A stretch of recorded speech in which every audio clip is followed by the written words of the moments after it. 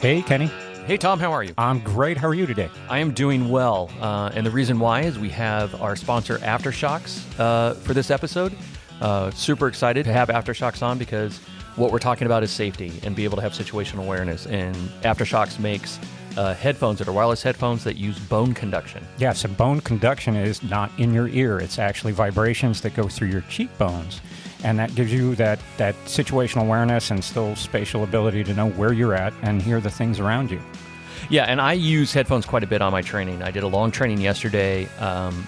Normally, I would have headphones in my ear or in one ear. Gets uncomfortable after a while.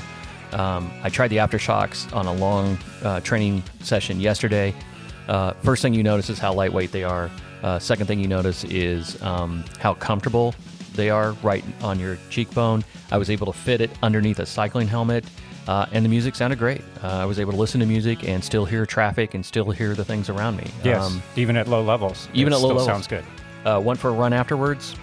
Didn't even think about it. They disappear, which is what you want in a headphones. And my ears weren't fatigued afterwards. Impressed like crazy with these things. Yeah, I hate having things in my ears for long periods of time, and I don't usually like headphones at all when I'm running on the street, especially because I want to know what things are around me. And this is the only pair that I've been able to actually keep the music going at a nice level and be situationally aware of everything around me, which is great. I love them. What's cool is Aftershocks has multiple kind of models. They have a model for running. They have a swim-specific model, which is fantastic.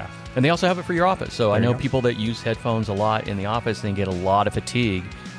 They have a model that is great for folks that are spending all day on the phone, all day on Zoom calls. Yep. So for those that are interested in Aftershocks, we encourage you to go to their website, aftershocks.com. It's AFTERSHOKZ. Yeah, go check them out. They're great to have. And now let's get to the episode.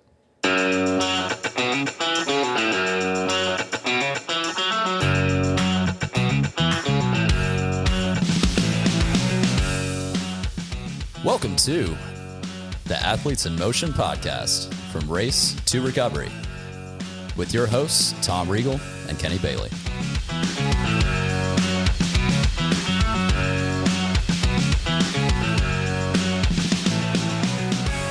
Hey, Kenny, how you doing today? I'm doing well, Tom. How are you? I'm fantastic, thank you. I'd like to introduce you to Christi Beth Adams, the owner and operator of Fleet Feet Nashville. Welcome. Thank you. Good morning. Good morning. She also has a relatively new title, which is model for Lululemon. So she is, recently is splattered all over the Lululemon. And where is it at? Green Hills? The Gulch. There's a new store in the Gulch. So I'm an ambassador, which feels very awkward. But they said they wanted me. So I said, sure. Excellent. And you're representing well. Thank you. So we like that. Thank you. So a couple things we want to talk about today. We want to talk about sort of specifically around women in sports and running. But before we get too far into that, maybe you can give us a little history about yourself. Have you been a runner your whole life? Is that something that... I've been a runner for a little bit. So yes, we have a lot of people that come into the store and first words out of their mouth is, I'm not a runner. But I'm the opposite of that. It's really hard for me to remember a time before running. So it's an identity that I've had for a really long time. Since fourth grade, started running competitively, influenced by an older brother who was running competitively. Yeah. And, when you get dragged to all the meets, you start to say, oh, well, maybe I want to try this. So he was a great influence on me and had the opportunity to run Division I cross country and track at Belmont. Nice. Then stay on as an assistant coach with both the girls cross country and track teams. And later on had the opportunity to work and then path to ownership of now 3 running stores here in town. So yes, running is a big part of who I am, and I'm so grateful for the sport, for everything it's given me. What is your favorite distance then, and what's your favorite distance now? Oh, great question. So I loved in high school, my thing was the 3,200, which was very boring. It was towards the end of meets and everybody would leave. And, and that's when they would go to the concession stands and, it was like a ghost town. And then I wasn't great at 1,500 meters, but that was a really cool, I came to love that distance in college. It's just, there's so much strategy and talent. Like you're just on every lap. You have to be. So I think that's a really fun one that I still enjoy watching. Now I would say half marathon. Half marathon distance is a distance that I don't really have to train for. I can go out. No, I can get it done and not be in pain. I've done obviously a handful of marathons, Boston, Chicago, New York. Those were all great experiences, but there's just a lot of peer pressure to get me to do a marathon. So when I was like, wait a second, why am I doing this? I dropped down to half marathons. Yeah, I mean, marathons you can't hide, right? Those are the things where you can kind of train for a half marathon. If you miss a couple of sessions, great. You're still going to get through it. But a marathon... Mile 19, mile 20, you're going to know whether or not. Yes. And this is not a specific plug for what you do, because I tell people this all the time. I actually think the biggest difference between training for a half and a full is you have to pay attention to recovery. And some people do at the half marathon distance as well. It depends on your fitness level. But that is something that when somebody moves to the marathon, I'm like, those are the things you have to do. Is just like that training run on your calendar, you have to make recovery a part of the process, or you're not even going to get to race day. Your body's just, it's a lot to train for. So. Absolutely. Miles add up on that. It really beats the body up a little bit more. It does. For sure. So one of the things that we're trying to break is this myth, the idea of the athlete has to be a person that's going to line up to a half marathon or to a marathon, or grew up as an athlete like you have. Obviously, you have a wide variety of people that come into your store. How do you try to break that myth, or is that something that you see? Well, first off, is it something you see as a myth? And if it does, like, well, I'm not an athlete, so I don't deserve these shoes. We get that a lot here. Like, I don't know if I earned it. Do you see that, or do you? All the time. We see it all the time, and that is, it's very common. I don't believe it, but yes, it is a commonly held ideal. And I think it starts on the playground when we're young. You were either that kid that was able to do that lap around the playground or baseball field, whatever your PE teacher made you do. You either loved PE or you hated PE, and you very early on classify yourself as an athlete or not. And I'm a big believer. I think it's a Bill Bowerman quote. If you have a body, you're an athlete. And so I think that. It's one of my, if I had one quote, it's that, because people don't realize that we move our body every day, and we are built, I believe, to be athletes. I always go back to the primal things our bodies did, which was, migrate and cover large, expanses of land to hunt or gather. And so I'm just like, I just believe it's what we were biologically created to do is be athletes. And so people just have to figure out what that means for them. Like, what do they love? Do they love cycling? Do they love dancing? Is it yoga? Is it running? Like, my goal isn't necessarily to make everybody a runner. I think everybody could be if they wanted it. And it does take several weeks. Like, you don't go out day one and get that elusive runner's high. I'm like, no, it does not happen that way. So if you're expecting it, you're automatically going to be like, well, it's not for me. So yes, we see a lot of that as people saying, I'm not an athlete. And I'm like, oh no, you are, the issue is the mental piece, right? Like, your body is, you just have to come to that conclusion. Yeah. And I think it's almost more exciting. You get people that are like, hey, I've never run a half marathon, but they're runners, right? Like, hey, I'm going to try the half marathon distance. Sometimes the more exciting ones is the folks that are on the couch that think that they just can't do anything, or like, I just don't have the ability to do stuff. And they get their first 5K or they get their first 10K. That to me is like, it's the best. That's the best, right? Because you see someone now taking an active role in their lifestyle versus just, again, I mean, my first marathon, I worked my ass off and hurt like crazy when I got done, and I felt accomplished, but that accomplishment to me is great. It is the accomplishment for somebody to be able to move and that didn't think they could or do that. That's the fun thing to watch. Like you said, again, it's an identity shift. Yes. It's not the distance that makes them, again, it could be from couch to 5K or someone who's going from half to full marathon. That's not the qualifier. It's when between their ears, they make that shift that they can. Yes. When they thought, I can't. Yes. So with, what we're seeing is a rise of more women in marathons as well, or in racing. I believe the last study showed that half marathons are now attended more by women than they are by men. Like we tipped that kind of into that. Why do you think that rise is occurring? What happened over the last few years that's becoming a thing? Yeah, it'd be interesting to see like what year that happened. I mean, obviously it's I tell people all the time, especially running specialty. I remember running stores when I was young. It was very male dominated as far as ownership of running stores.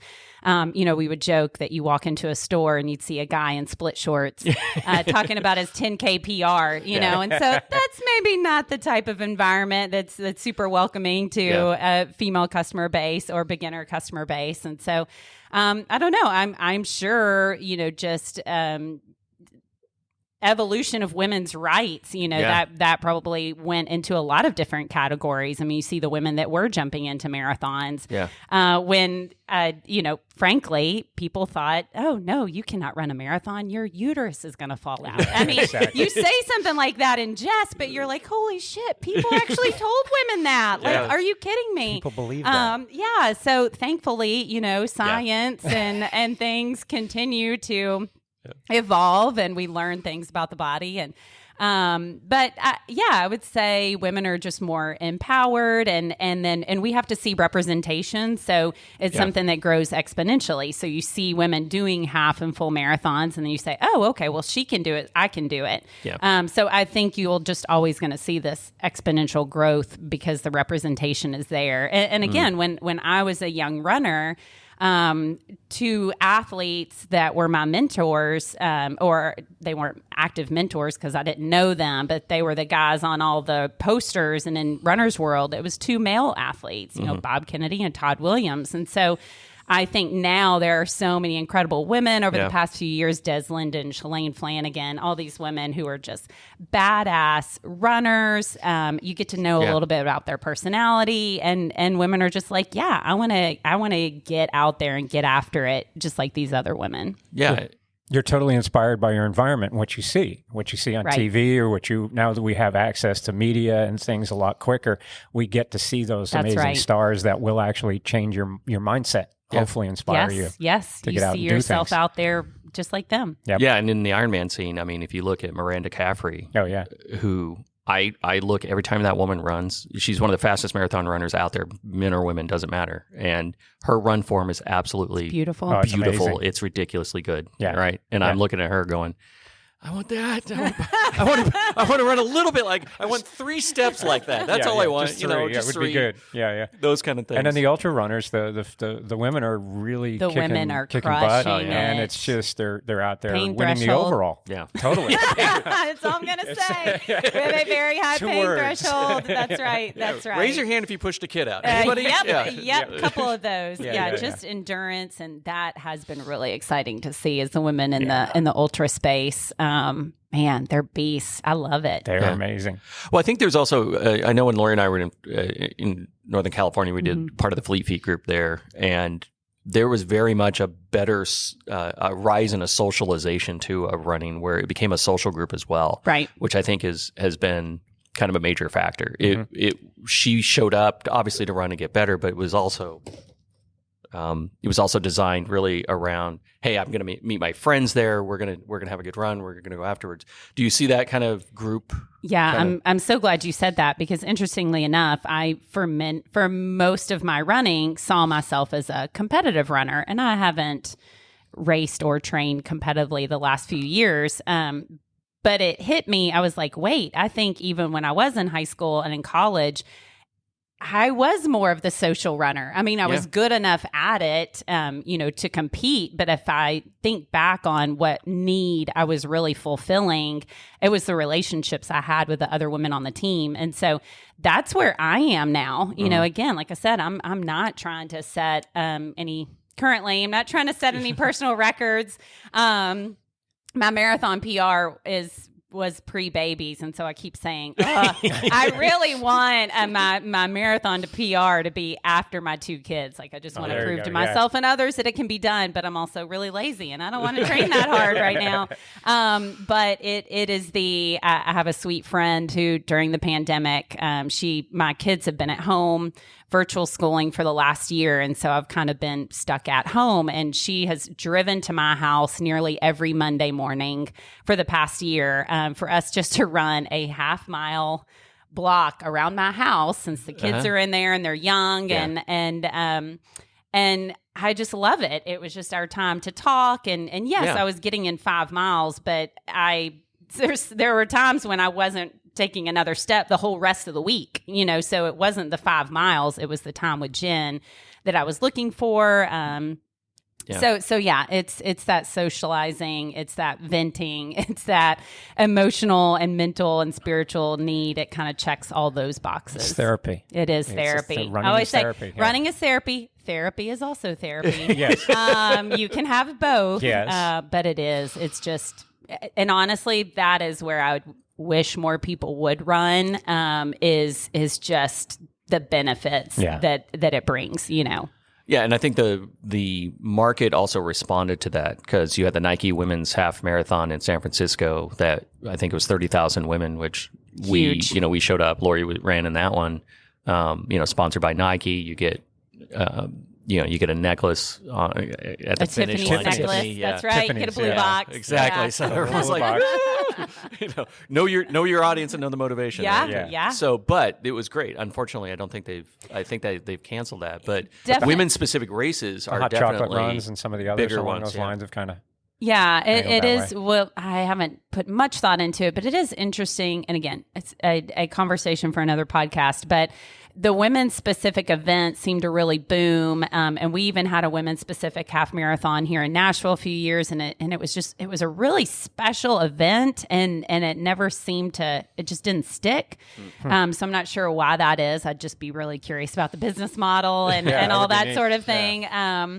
But we're out there. It doesn't have to be a women's specific race. Like I say, it can be Chicago, New York, whatever. Yeah, absolutely. Yeah. So part of how long have you owned Fleet Feet? So as a typical franchisee owning the store, it has been 10 years. Okay. Wow. Look at her. Yeah. Yeah. So as you see, the joke used to be in gear and in shoes is sort of shrink it and pink it, right? That's right. Yes. So yes. Have you seen that evolution over the last few years? I know there's been a huge thrust forward in the last few years. Obviously for the better. What have you seen lately? Yes, there have been improvements. And to your point, sort of the definition behind shrink it and pink it was taking product that was developed for men and literally scaling it down smaller and changing the colorways. Yeah. So that was their way of making it female-oriented product. And we all know that the biomechanics of male versus female, even what feels comfortable to most males compared to females is different. And so I would say now I would say every shoe on our wall, the design that goes into the men's versus the women's shoes is gender specific now. Okay. There were several years where ASICS was like, we have a gender specific Nimbus versus, female versus male. And the stack would be different things about the shoe. Anyway, I think all the companies are doing that now. Gosh, I'm trying to think of the book. There's a great book that talks about how many products are designed for men, from white men, from Band-Aids to seat belts, like how so much of our research is based on the male population, and then we create these products based on that research. Yeah. So anyway, I think the running gear products are getting better. I think we are very much still alienating percent of the population, different body type, sizes. We have a really hard time getting extended sizes from our vendors.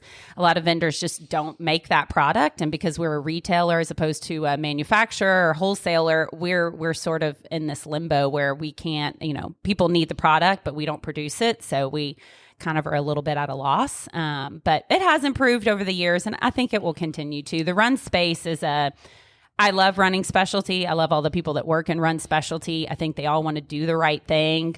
It's a business, right? So they're looking for ways to financially make it sustainable. And so hopefully we can kind of match the needs from vendors to retailers to obviously the end customer. So as a new manufacturer that comes on, like Ultra is relatively new compared to the other ones. Those folks, did they come out of the gate with sort of men's and women's and being that sensitive? Have you seen newer manufacturers that are taking it on? Do they need education? Not always, because I'll be honest, most of they're usually male-owned companies, and so they've also had their own evolutions. I think a lot of companies like Hoka, Ultra, those came out of men who wanted a specific product, and then that's why they created the product they did. So nothing wrong with it, but the premise of their companies, even On, I would say the team behind On, they created product for themselves, and they are all men. Now, once they got into the business, of course, they're like, oh, wait, we need to also figure out how to take what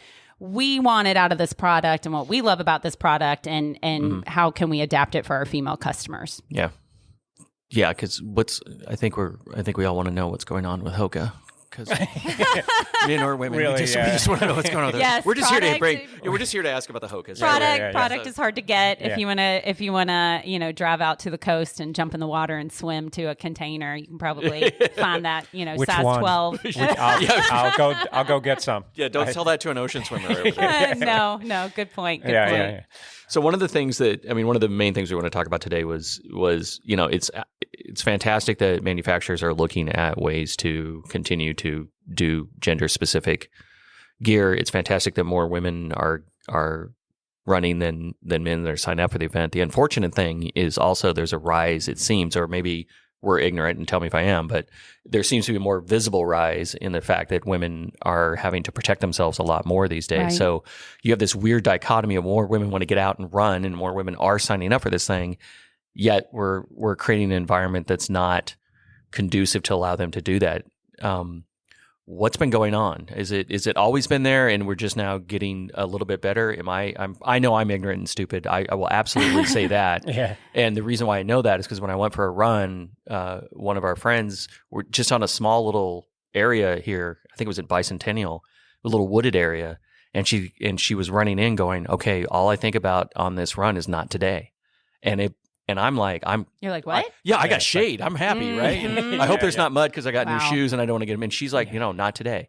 And it blew me away. And so I guess what's going on? I could talk about this all day. And again, there is a wider conversation right now about how can we be empathetic toward what other people are feeling when it's not something that we've ever experienced. Exactly. Whether that's your male versus female, whether that is white versus BIPOC.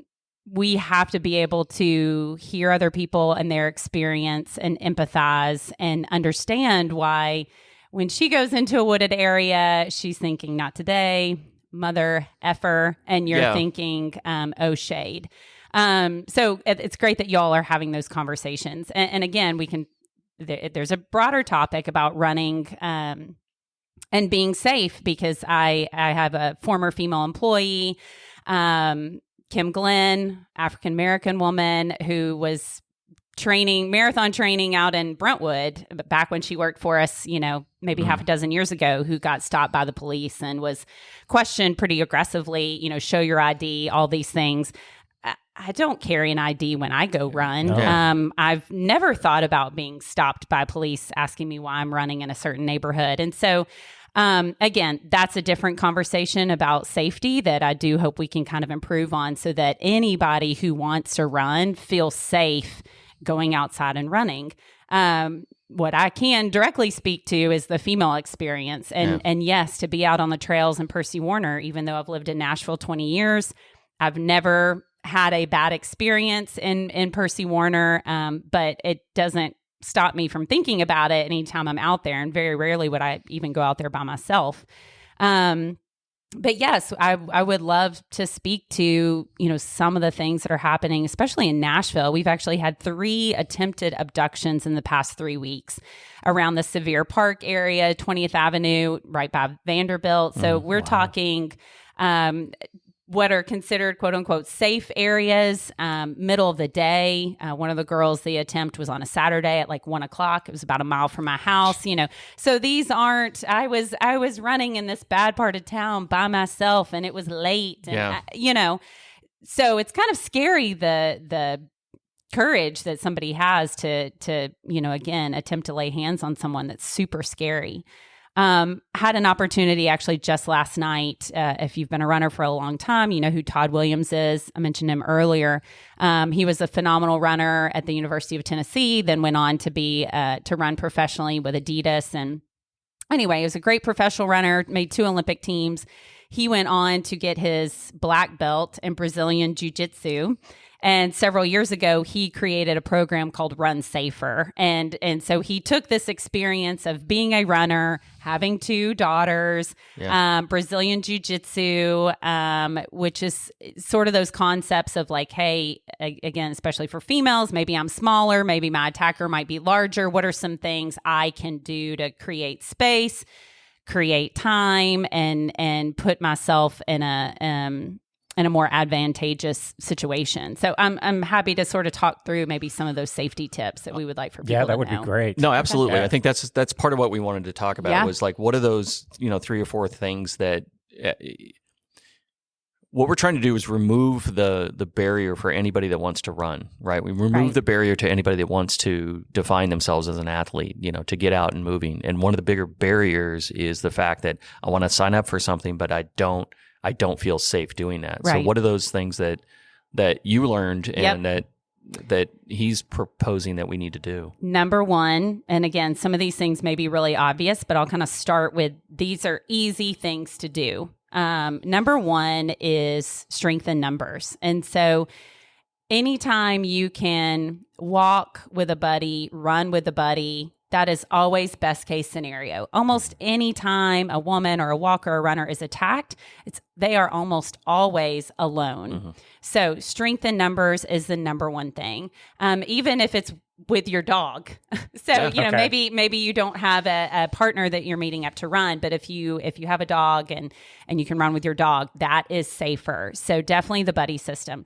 And if you're, that kind of couch to 5K athlete, I'll just tell you that accountability is going to serve you well anyway, helps, not just from a safety standpoint, just from a like, oh, I really don't want to get out of bed today. And your buddy's pinging you saying, okay, I'll see you in 30 minutes. And you're like, dang it. Okay.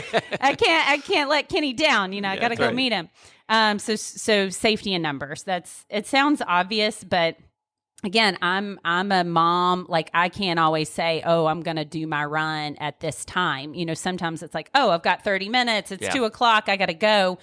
But if we could just all slow down and say, okay, how many of my runs this week can I plan to meet a run group, a Franklin Road Runners, meet with a Fleet Feet training program, meet with a buddy. So be intentional. Just don't take that for granted that you're just going to run out your door by yourself. So strength in numbers, I would say, is number 1. So scenario where, where you can't meet up with somebody.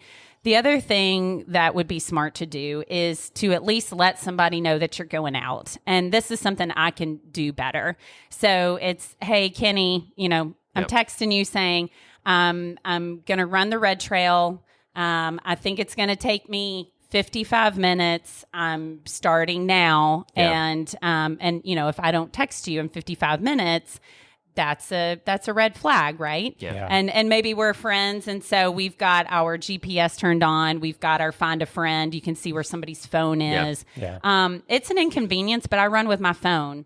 There's a lot of great products out there. You can actually Garmin, almost all the Garmin products. You've got GPS. They all have safety features. So that's another thing too. I think all 3 of us right now have some sort of smartwatch on our wrist. And so familiarize yourself with some of the products you already have. even, on my iPhone, if you hit certain buttons, it automatically comes up with sort of like an SOS call. So anyway, if you are by yourself, think about what you have. Think about, how do I understand how my watch works when it comes to safety, what I can do with my phone, who's tracking me, who did I text, always letting somebody know where I am and when to be expected back. The other thing we talked a little bit last night are there are different products. People have different comfort levels. We did bring in sort of a mace for runners. Race, that's Race. ironic that puts those two together. But it's sort of just Velcro straps onto your hand, just like a handheld water bottle would. And so you've got it in your hand. You can run with it comfortably.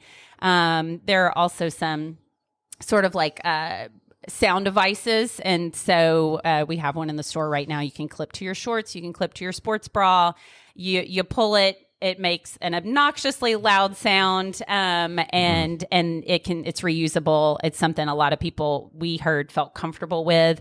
Some people may not feel comfortable using mace. The other thing I would emphasize that Todd always emphasizes is practice. So if you do have really good point. mace, if you do, there's a product called Go Guard, which is essentially like having a little sort of plastic serrated knife on your finger. A lot of people run trails with a Go Guard. If you have that siren, it's practice with it. And that feels awkward, right? It feels scary where you're like, I'm simulating this thing, but you practice everything. My 10-year-old's practicing baseball, so that when he's in a game and he's in a stressful situation where there's more pressure, that he doesn't have to think about those things. And so that was the big thing Todd always emphasizes is us talking about this right now. It's helpful, but if we don't practice, as he says, dress rehearsal these things, it's not going to become automatic. And we need it to become automatic. Absolutely. I think it's completely overlooked, thinking that you have the device that you feel safe, right? You're good. All the emergency responders practice all the time, right? They train to be able to adjust to that, because you have to be able to focus mentally that something's going on and not emotionally lose it. Right. When this strikes you, whatever happens is going to hit you mentally. You're going to get an adrenaline rush. There's going to be a lot of things happening. Exactly. There's no time. There's no thinking. So what do you? Muscle memory, right? It needs to be muscle memory. It needs to be It's always on my hip or whatever. So I reach down and just pull automatically without thinking about it. You have to get to that level of it. Absolutely. And there's one thing that I dress rehearsal often. I won't, since we've got these really great microphones, or maybe I will. But I love this concept that I learned from Todd several years ago, and it's a safety name. And again, this is a situation where you're by yourself. And so and this isn't just runners, right? This could be if you're in a parking lot, it can be when you're walking your dog. This isn't just for women, but to have a safety name. And so if you're in a situation where you're being approached or being attacked, specifically yelling a name. So I think the earlier thought was if you were to yell fire or help, but now they say to yell a person's name, that the psychology of that your attacker thinks, oh, your buddy is just around the corner. Again, sometimes if you meet with Franklin Roadrunners, right, somebody might be 50 yards ahead of you or 50 yards behind you, bet that concept of I'm going to say a name, Kenny. I'm going to yell that out. Kenny's not there, but the attacker's like, oh shit, Kenny's around the corner, so that's a very simple one. I don't have to carry anything on me, but what's your safety name? A specific name will respond, as opposed to just yelling help. People will hesitate and wait. They've got a window of time. Absolutely. So I love that. That's a good one. Put that in your toolbox. If anybody wants to yell Kenny, I'm going to yell Kenny all the time. I'm going to go outside right now and yell Kenny. Go practice it. Practice it today. It's going to be a really weird walk into I love the safety into name. Whole Foods. Yeah. Kenny. I like it. Another one I'll talk about, again, this is all the low-hanging fruit stuff. I never listened to music growing up. I grew up thinking I was always going to be that like fourth grade girl that got abducted on a run. So I was like, had the fear of God in me. So we didn't listen to our Walkmans. So I never ran with music. Nowadays, I really enjoy listening to a podcast when I go out and run. And so another big thing is that situational awareness. Either choose not to wear headphones, or in reality, a lot of people do need some music for motivation. Yeah. Go with one earbud, or Aftershocks is a product that it's actually bone conduction, so it sits outside of the ear. Mm-hmm. If you've never put on a pair and demoed them, it's kind of unbelievable until you try it and you're like, oh wow, I can clearly hear the podcast, but I can hear that car driving up behind me. I can hear footsteps. I can hear another runner coming up behind me. So it just allows for that awareness. So that's a big one. I mean, you guys have seen people in races, or if you're on your bike, y'all are triathletes. So it's like, on your left and people don't respond. You're like, oh my gosh. Getting people to be situationally aware, even when they don't have headphones on, is huge. It's hard. Yeah. Like you come up on somebody, a lot of cyclists are right behind it with no awareness of what's going on around them because they're just in that focus. Same with running. They're out just kind of in that. And then if you put earbuds in, forget about it. Right. They're in a completely different planet at that point. Yeah, and it's Aftershocks, right? Aftershocks. Yeah, those, I got a buddy of mine that wears those. They're fantastic, yeah. right? Because they are bone induction and allows you to do that. Yeah, so you can pay attention. I am a cyclist that puts music in one ear because it's a 3-hour ride by myself and I'm lonely and I need music. I need some So motivation. I think it's a fantastic thing. Right. It's, again, you're going to listen to music, you're going to listen to podcasts. Just be smart about it. Yeah. Be smart, Kenny. I know that's hard for you. The one thing you said I want to make sure that's clear too before we got on the air was the idea that it's let's just dispel the myth. It's not what you wear. That it's attackers aren't like looking at going, wow, that's a t-shirt. I don't think I'm going to attack. I mean, do you want to talk about that a minute? Yeah. So off air, Todd Williams and I were having this conversation, and he was sort of asking me, so, Nike Pro shorts, that's a really short fitted short that a lot of people run in. If you live in Tennessee, you know how humid it is in the summer. Absolutely. And I'm a sports bra and shorts girl all the way. And so I don't know. I think if somebody is mentally crazy enough to put their hands on you, in my opinion, they are looking for an opportunity. They are looking for a target. And whether you're in a sports bra or a short sleeve shirt, I don't think it matters. And again, there have been a lot of times where people said, well, she was wearing this, doesn't matter. And ideally we would say these attackers wouldn't exist and these attacks wouldn't happen. But again, that's also a sort of pie in the sky aspirational, like we're not going to get down to 0 attacks. Well, it's not like the attacks started happening all of a sudden because sports bras and shorts were being worn. I mean, the attacks were happening long before, back in the Victorian age. Absolutely. They're wearing a lot more clothes. Yeah. So I'm not gonna change what I wear, when I go outside. I'm gonna dress by the temperature. Yeah, and I think if it's cold, I'm putting on a bunch of layers. If it's hot, I'm wearing as little as possible. I don't care if it's pretty, but well, and I think that's important. Is you dress to whatever level of comfort that you think you need for that run. And if you're not comfortable just in a sports bra and you want to wear a tank top over that, go nuts. Right. But you're doing it not because I need to, get ready to make sure an attacker is. So therefore, I have to make myself less attractive or less, less attractive in a t-shirt versus in a t-shirt. Yeah, like it's exactly. ridiculous. It's that awareness of, and again, the attacks that happened recently, broad daylight. So you think about not putting yourself in certain situations, and it's like, gosh, the reality is, you would never dream that middle of the day is a sort of perfect situation. And so it's all these things of like, what can you control? Like you can't control that crazy person, but what is within your control, and how can you just be more aware? I think those are the biggest things.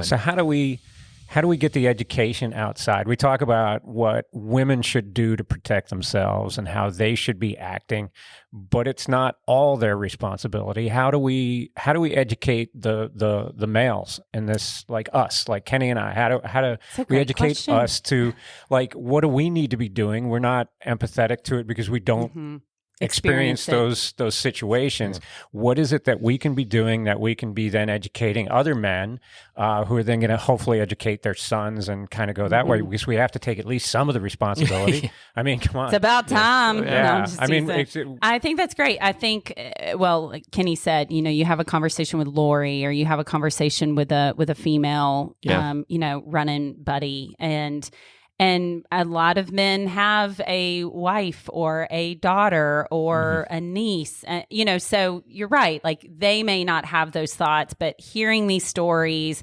and then once you've heard the story, it is on you to be aware and to be cognizant. And so I think that is step one. Another thing that just came to mind when you asked that question, I had never thought about this before, but there's a guy who shops at Fleet Feet. We go to church together, super good guy, transitioned from road to trails just a year or so ago. And he told me that he does not run in Percy Warner when it's dark in the mornings. Let me take this back. I think he went out to Percy Warner. Yeah. Best time he could go before the kids got up, before he got to work. So he went out to Percy Warner. It was dark. He was on the trails, and he crossed paths with a female runner. And he saw her tense up and sort of look at him. And it had never crossed his mind until that moment. He's like, she doesn't know me. Exactly. But he saw that she was scared and that she was aware. And after that day, I mean, I just think this is such a level of empathy and awareness. He's like, I don't run by myself on the trails in Percy when it's dark, because when I cross a female, I don't want her to feel that unsafe. way. Yeah, exactly. I was just like, oh my gosh, that he was thinking like that, but I think it's just the conversations and the encouragement. And well, I know there's also so Lori and I, quick story, right? Lori and I were going for a run, and I was getting annoyed because I'm like, just run. Like, I may not have time, or, I'm doing triathlon training, so sometimes I'm sore. And she's like, well, I want to run around the neighborhood. I'm thinking, well, we're out in the country. Just go. She's like, but I went with her, right? And she was no more than 20 yards behind me in the middle of the country and got a cat call. And it shocked me. I'm like, and she looks at me like, this is why I don't do this, right? And I think, to your points, the other end, what men can do on the other end of everything that you mentioned, like running groups, make sure you know where you're going, is to make sure to stop and tell, whoever, your friend, your wife, your daughters, like, no, I want to make sure that we are on that same page. So there can be a time when, like you said, I just want to go out and run too, right? Well, I just want to go for a run, and maybe I shouldn't, you forget about those kind of things until you're in that situation. That it's up to us also to say, hey, I want to know where you're going. I want to know what's going on too. So I can make sure that we can look out for you as well, is make sure that that's an open conversation. Don't kind of roll. And I have to be honest, I rolled my eyes and I'm like, God, just go run. I run, just go run. And it was like, yeah. And that's, She's like, see? Yeah, see? right? And, it was a jerk. Offering to run when you can, if you exactly. can't. And you initiating is what it sounded like. Not always waiting for us to say, hey, will you run with me? Or, hey, this is where I'm going. It's like, hey, I know this training partner trains so many days a week. Hey, I'll be your person, that you text, because I know you're out there training by yourself a lot. Yeah. So I'm going to ask an impossible task too, which is there a way that the community, Fleet Feet, Franklin Roadrunners, other folks try to influence sort of city council on the way we're doing things too? Like, college campuses had to adjust and start putting blue lights into college campuses because there's just way too much attacks going on. I used to work at a place that had a blue zones, where we looked at blue zones as a healthier place to create cities. Is there a way we can start influencing, better lighting? Do we, on well-worn paths that everybody runs on, can we look at putting more safety features in it? Can we create an environment that's a little bit safer. Do we have the power to do that, or am I just thinking that that's adorable? Pat me on the forehead. No, I think it's a great question, and honestly, that's not one that I think about, and I don't know if it's because I'm not as knowledgeable of that space. Sort of, what does get done at the city council level? What are the levers that we have to pull? I don't know. I would say the answer is yes. I'm a big believer that we've got a lot of smart people in the running community, and I'm sure there is someone who knows that system better than I do. Yeah.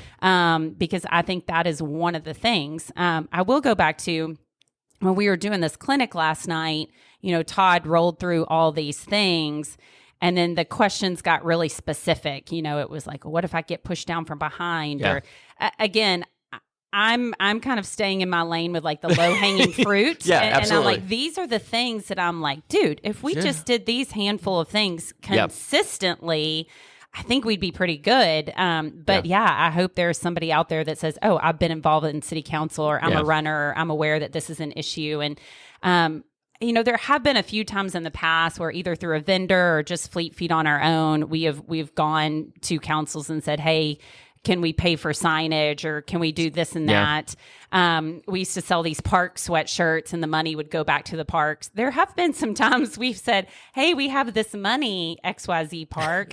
What can be done with it? And not gotten an answer. And I'm like, wait, what? You always think things are like financial issues, but no, I think we could raise the money. It's then the getting it done. I don't know. I don't know how those things happen, whether it's lighting or clearing out brush along a path that maybe tends to get overgrown really quickly. And maybe there's less visuals for somebody on the path.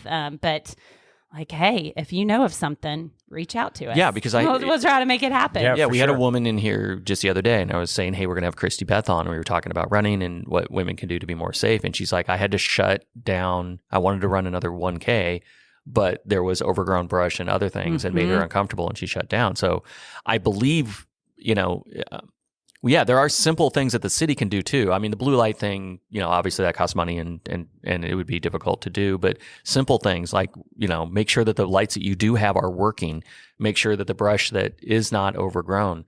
I'm particularly not thrilled with the way Williamson County handles bike lanes, because there's non-existent bike lanes. There's bike lanes? No, there's not. Okay. There's like 80 feet of it. Couple. And then, right. There's a bike lane for, just enough to make you think there's a bike lane, and then it stops. But it's just... more and more people are moving in from out of the Tennessee area. More and more people have an expectation that they want to be able to live a lifestyle that allows them to be outdoors. And I feel like if we can increase that voice a little bit, maybe that's just a little bit of what we can do. Yeah, and that's why they're coming here, to be outside. Yeah. I mean, But to your point, they're expecting the infrastructure that they had. Exactly. I remember I lived out in California for a little while, and I'm like, oh, crosswalks, like cars stopped and pedestrians went, and I'm like, a crosswalk in Tennessee, you know Good that luck. it's like, really, there's a crosswalk there? Do you feel lucky? It's so funny, because I always had this idea of like, oh, California, those people are always zooming around and really aggressive, but I'm like, no, they know how to coexist with cyclists and runners, and so maybe that, all these influx of people moving to Tennessee, sometimes we're like, no, we're closed. State is closed. There's no vacancy. But maybe that's something that we will see gets improved. Yeah, it needs to be a wider variety of again, empathy and sort of other people's sort of view of the world and how things could be great. So just to do a quick recap, Hokas aren't coming soon. We want women to sign up. We want women to get off the couch. We want women to strive for those goals they want. Like you said, you came after childbirth, a couple of kids. I want to hit that marathon PR. I want to be able to do that. Absolutely 100% encourage and make sure that women are going after whatever the hell they want. Absolutely. Right? Second thing is look at those safety features to be able to do that. So know your environment, know that people are around, know your safety equipment, practice it, then that's a really good one. I mean, it's one thing to buy one Definitely and then just practice. leave it and practice that. Yeah. And the last thing is, what can we do as a community to start letting the folks that are in charge of the community on how you can do a little bit better job in helping foster an environment that's a little bit better.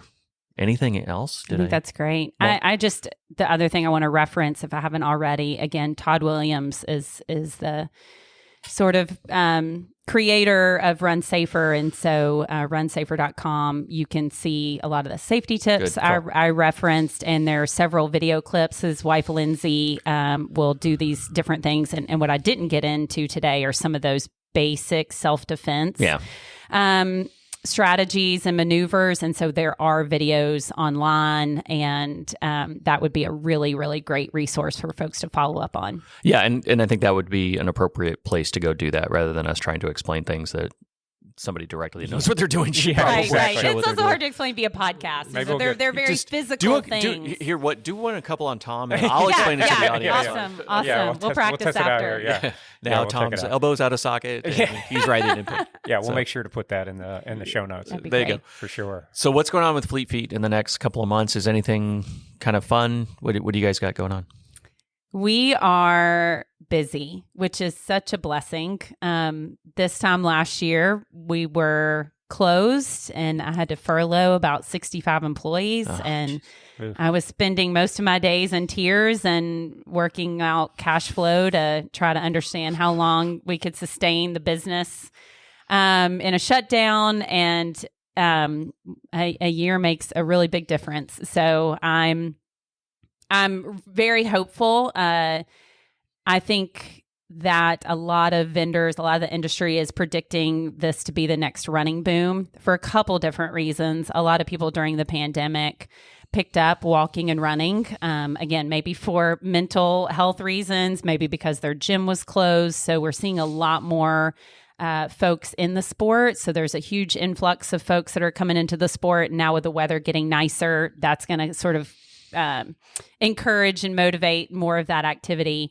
The other thing, again, are minority groups who have not felt welcome in the space in the past. And I always thought running was a super welcoming space. Mm-hmm. And we even say in the store, all people, all paces, but just have realized in the past year that, again, not everybody, just like how you were running in that area and felt safe and the female runner didn't. I go out every day running, feeling relatively safe. And there are a lot of runners in underrepresented minority groups that haven't felt safe. And we think that's getting better. And so I do hope we see more participation and more diversity in the sport. So all that to say, at Fleet Feet, we are, from a business standpoint, we're just trying to get staffed up. We are serving people every day, right and left, from people who are, I'm signed up to do Chicago, and Chicago says the marathon's on. Or people are just coming in that said, I need some walk-in shoes. I started this a few months ago, and I'm kind of enjoying it, and the weather's getting nice. And so we don't have anything new. Well, we've got some things coming up. If you follow us, fleetfeetnashville.com is our website, Fleet Feet Nashville on Instagram and also on Twitter. One of the things we're really trying to do is engage the community. We've got a really cool event coming up called Run Discover, encouraging people in Nashville to maybe hit some parts of running routes in other parts of town that they haven't hit up. That'd be great. So that's what we're looking for. You talked about Franklin Road Runners, and we love all these different groups of runners in Nashville, is we're really trying to figure out a way to sort of cross-pollinate and get folks to go out to East Nasty, and somebody from East Nasty to, heaven forbid, drive all the way to Franklin, So such a long drive. It is. But these groups have cropped up because it's convenient, and you live and work and go to school, with these people in these communities, and it's wonderful.